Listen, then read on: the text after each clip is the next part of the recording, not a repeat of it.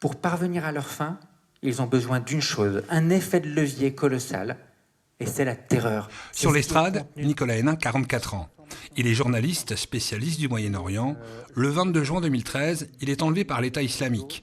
Il sera libéré avec 3 autres Français le 18 avril 2014.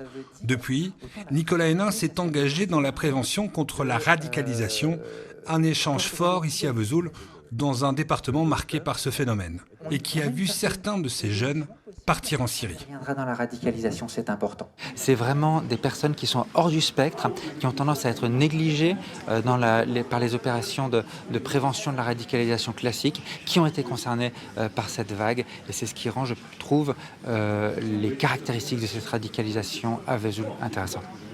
C'est un dossier qui reste sensible dans le département. L'association qui a porté cette rencontre travaille au quotidien sur ces questions.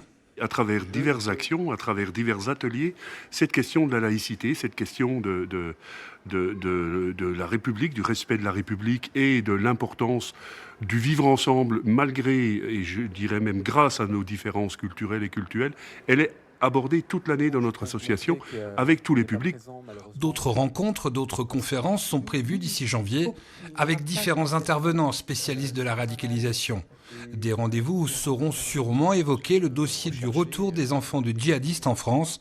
En Haute-Saône, les différents services de l'État s'y préparent depuis quelques mois.